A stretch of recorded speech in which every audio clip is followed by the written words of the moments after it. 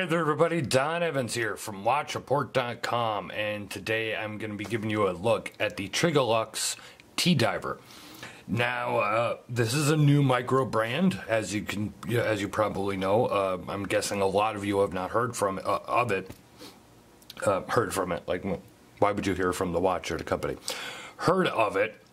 And some of you might actually know the owner behind it. His name is Angelo, and he used to do the brand Lux Mento, a brand that I believe we did at least 2 reviews here on Watch Report in the past.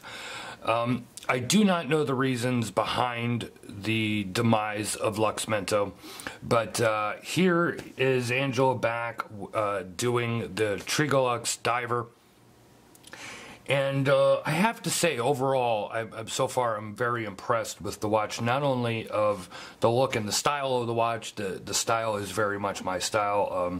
This slightly cushion pillow vintage kind of style diver. So I'm really liking that, and then also the price point is $300 USD converted. Might be a little bit more with the X5 lume. It doesn't specifically say so, and I'm not 100% sure about that. And I'll get into the X5 lume here in a minute. Let me go ahead and give you a close-up look at this watch. Now, in the full review, you're probably going to notice that sometimes this dial looks a little more, you know, regular orange and a little more tangerine, and it's more of a flat dial, so lighting, as you can even see here, it looks more, you know, of a regular bright orange, but when I turn it here, you know, a slightly darker tangerine style orange, and that's just lighting. When you have a flat dial, a matte dial such as that, that's bound to happen. So these are printed markers on here. These are not applied markers. But as I said, you're looking at a $300 price point, a very clean dial, no, extra text, unneeded text. You do have a 120 click bezel, and as you can see, there is no insert. It's just a plain stainless steel bezel. Date and crown at the 3 o'clock position, and all high polished case. So this thing is high polished everywhere.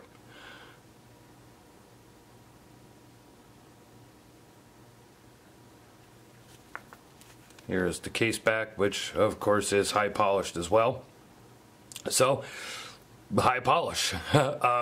Personally, I don't mind the look. I think it looks good, but of course this is going to this is going to scratch up. I mean, it's a high polished watch everywhere. You know, if you wear it and do things with it, you're going to know scratches immediately.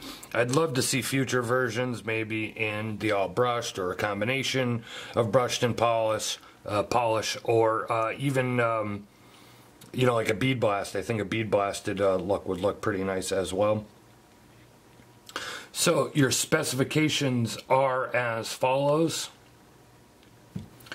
You have a I don't know what is up with my throat. I apologize.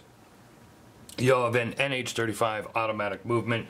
It is a 42 millimeter case, 49 millimeter lug to lug, 14 millimeter stick, Sapphire Crystal, of course, with anti-reflective coating, and this one does have the X5 lume. So regular versions of this watch are going to come with C3 Super Luminova, but seeing as Angelo, he is a lume, I guess, expert. I guess we'll call.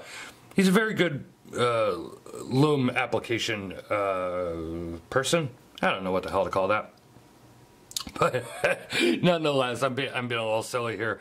But he is, I believe his name on a lot of the forums and stuff like that was the Relumer. So obviously he's very good when it comes to doing lume and doing repairs on lume jobs and stuff like that. So it's kind of X5 is his own mixture of lume. It's a very, very strong lume. I do have to say though, and I will show you a lume shot, I think it's amazing lume. It's fantastic. There's no doubt about that. I don't really know if I absolutely see the difference between a really good C3 Super Luminova, but I will show you a lume shot here. There is the signed crown. Go ahead here and unscrew that so you could check out the crown action. Very easy to unscrew and screw back down. Let's go ahead and turn this bezel. Now I'm going to be getting fingerprints all over this thing now, so I apologize for that in advance. But when you have a high polished case, that's bound to happen. Now one thing, let me do this again. And I'm going to, let's see. Okay, this would be the click where, you know, you're going to line it back up. And I hope you could see it's ever so slightly, the lume pip is ever so slightly not even with the 12 o'clock marker. It's just, and it may not show up on camera, but in real life here, there's a better look at it. It's just ever so slightly off. So, and here's the thing, that could totally just be this example. You know, something that you got to keep in mind is no matter what, when I do a review, I don't have 27 of the watches in front of me so I can get a good average of the quality. I have one, and you never know. Sometimes it's just, that's just the way any product is, you know. So, you know, the rest of them could be aligned, or, you know, every 1 out of 10 could be unaligned, or all of them are unaligned, and I'm not 100% sure on that. But this particular example is a little bit off. Let me go ahead. I'm going to cut this video off here real quick. I'm going to put it on the wrist. We'll get it charged up to show you the lume, and then show it to you on my 7.5 inch wrist so you can take a look at the size.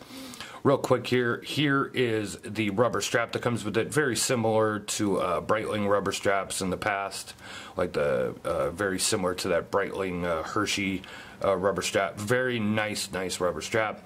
And of course, keeping up with the high polish. Yeah, I have a etched thumbnail style buckle in all high polish to match with the rest of the scratch magnet. But let me go ahead and cut this off here.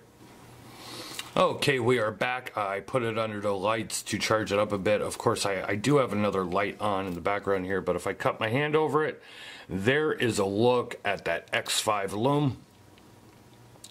And as I said, it is pretty bright in my opinion. It glows very nicely. If the lights were completely off, you'd see that, I mean, it glows, in my opinion, just as well as any C3 Super Luminova watch does. I'm just not 100% sure if it glows as I was expecting it to be even better. I will say, as far as how long it lasts, it does last